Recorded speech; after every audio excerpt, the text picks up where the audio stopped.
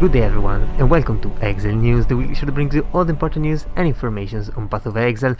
Starting the week with all of the gem informations that GGG gave us, and well, there's 3 new gems here. You can see them all level 20 and 20% quality. What the quality does, you can oftentimes just understand by watching the text. Anyway, you can also see all the other gems here. You can also click on show differences, so you see what has changed from old to new. So if you're still planning to start the league with a new gem or gem that might have been modified, just Ctrl F and search for your favorite gem and see if big changes have happened, because a lot of skills have been changed. So definitely do this before starting the game, although you can just go in blind as well, who cares.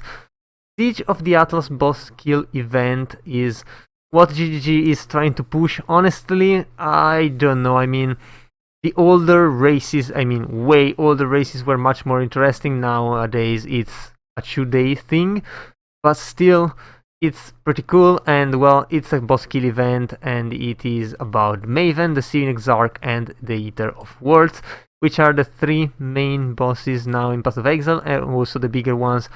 Uber Elder has been excluded because there is a moderate RNG component in accessing that fight, so GGG kinda just took that off. Also, it's pretty cool that the winners will actually get a saying into the design of a unique item dropping from actually these monsters. So it's gonna be really cool. I mean, if you're watching this on Twitch, it's definitely interesting. Some people are participating, some just aren't and are enjoying the league, and honestly, I find both interesting to watch. And well, I mean, if you haven't started the league yet, you can also do your own private league. It was available way before the league actually launched, and well, you're still able to get yours if you so choose. Of course, with all of the mods that you want, because you know private leagues can have different mods. Most of those, all of those are actually making the game harder if you want a bigger challenge for you and your friends' party or whoever else joins your private league. Also, we got the full Atlas passive tree reveal, and well, it's kind of criminal the way all of these have been displayed here. So if you want to check it out, you can just look the full tree in your browser by clicking here, and then you can start passing through nodes. Although, if you want to see a specific league, for example, let's say you're searching for Abyss, you just Ctrl F Abyss and you're gonna end up in the Abyss section, and you can see everything about Abyss. I actually recommend giving a little bit of a scroll. You can see how big it is. It's huge, but there's also some different things, like, for example, there's a Kyrak one, which you wouldn't expect because it's not Labyrinth here, it's not a league like Legion, it's kind of a different thing, and I think this really adds to the game itself. I really like that there's some offside things for the trial, for Kyrak, for other things as well. If you're gonna check it out, you'll definitely see. Also, you can just play the game, I guess, and check it out there. We also got different challenge rewards for once, and it's a bit of a step in the right direction, I think, by GGG, even though I still think the problem is that challenges are way too grindy and the big rewards are way too high on the list. People who actually grind to 36 or 38 challenges or whatever would probably just grind there anyway. Most people just get a 12 and then they just say fuck it, they're not gonna get to 24 and even less to 36 because it just requires so much time. But anyway, this time at 12 we're gonna get the Archnemesis cold character effect, which you can see here in the corner, and I think that's actually pretty cool. At 24, the Archnemesis weapon skin, which is this one over here. You cannot see it really well from this, just check the video. You can see everything in there much better. At 32, you're gonna get the Archnemesis lightning character effect, which you can see here. At 34, you're gonna get the fire character effect, which you see here.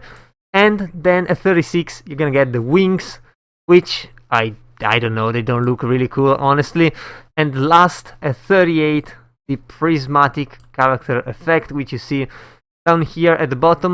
And well, the good thing about these rewards, honestly, is that the better one is at 12. Honestly, yeah, it just like the cold one much better, and then GG just forgets about that and mixes lightning and fire into one single microtransaction, I guess. Still, pretty cool things. Of course, there's also the totem pole, so getting to 40 is going to get you the top of the totem pole, which is really, really good if you are a completioner, so definitely recommended if you have a lot of will to play and no real life outside of this. Also, some informations for item filters, I guess. I mean, not many players actually manage their own item filters anymore, let's be honest. I think most just use never sync. There's also other variations, of course, made by other people. But the point is, I mean, there's all of these has changed. So if you're running one single filter for yourself, you have to change all of those. And well, it's way too much, but still, if you want to tweak some of the filters that you use, definitely check it out here. It might be good, it might be useful to you. Otherwise, just skip over. And of course, GGG prepared the launch, which happened on Friday as usual. And well, what they said is that the update for the standalone client is around 5.4 gigabyte and 5.7 if you are on Steam. You can also download, as usual, the torrent, which is around 26.7 gigabytes, which is, well, pretty much the whole GGPK file, which is basically just re-downloading fully Path of Exile.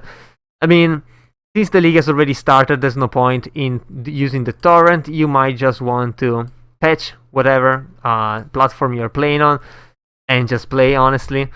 Also, we got instantly the drop of the new mystery boxes, which I'm not gonna cover. I mean, if you are an addicted gambler, definitely stay away from those. If you're a gambler, you should still stay away from those, honestly. And these boxes work just like usual. Also, about something about the recipe hinting. Well, basically, what GG could have done with the recipes. If you haven't played the league, you'll know what I mean when you actually play and you play Archnemesis. And well, basically, this hinting is happening because GG wanted to try to cater to most of the user base. So what they did was make a system where players who wanted to use no external resources would not be told a list of recipes directly. Players who don't particularly enjoy trying so many combinations would be able to see hints as to what recipes exist. Also, players would always be able to see whether there's a recipe that can be completed right now, so they don't actually miss one. And as a consequence of those, what happens is that these recipes are data mineable, and they already have been data mineable. So you can check PoEDB, for example, if you want to know everything about those. And people who actually want to have a list ready, they can get one. And well, this should be kind of interesting. The only thing I'm sad about is that there is no page that actually shows you all of the recipes with names, kind of some details. I mean, well, I guess it was too much work, although they actually say that their internal playtesting found that recipes became pretty easy to remember. I don't know how much they played, but I guess they played much more than the average player. Honestly, even though some people might remember, I don't see why you can just have a list on the side. Still, recipes are still pretty cool, and the league has been one of the smoothest launches so far ever happened by GGG, and they've been known for some really bad launches, honestly. So the launch was really, really good. League is fun. Definitely hop in as soon as you can. And if you're waiting to check which builds are broken, just check streamers and you'll easily see which builds are stronger than other. Of course, league starters, as these builds are league starting builds. Though some of the players that are actually competing in the boss kill event will use builds that will get to end game really quickly and be able to kill everything as well. So definitely check those if you want an all-around build that's very, very strong. And yeah, I guess that was all for this week, and if you enjoyed the video, leave a like and a comment down below. Also, if you want to remain updated every week, be sure to subscribe to my channel. That was all. I have been your host Giorgio, and I'll see you guys the next time.